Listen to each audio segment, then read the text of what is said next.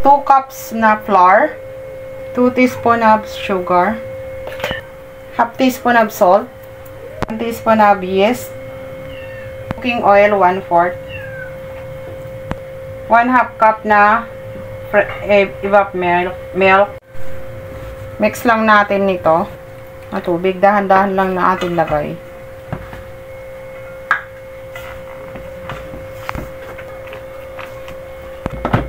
Mamasahin lang natin to hanggang sa umuki yung ating dough. Add lang tayo ng flour hanggang sa makuha natin yung texture ng ating pizza dough.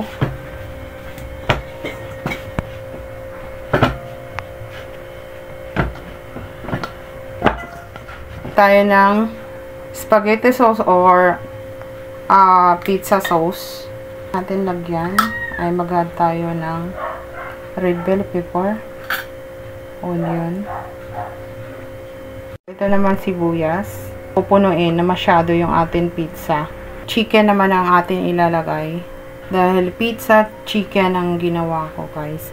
Itong chicken na to ay tinorbo. Yan, ikakat lang natin yung ating cheese. Ito yung cheese na pang may melted. Lagay lang natin dyan. Ayan, binalot ko ng plastic yung kutsilyo para hindi siya dumikit, guys. Yung Korean flakes, konti lang.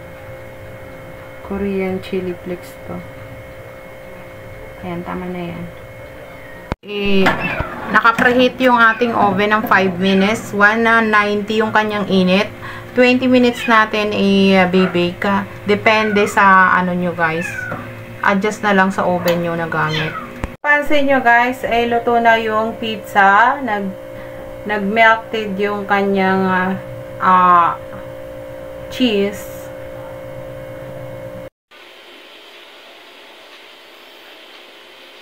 Pang-cut ng pizza. Ito ang gagamitin ko. Itong pang So, kailangan natin mag-cut ng pizza. Okay. Ayan na, guys. Kakain tayo ng pizza. Nakikita nyo, oh. Ay. Ang sarap. Pizza chicken. Ang sarap. Cheesy. Cheesy yung pizza. Pizza.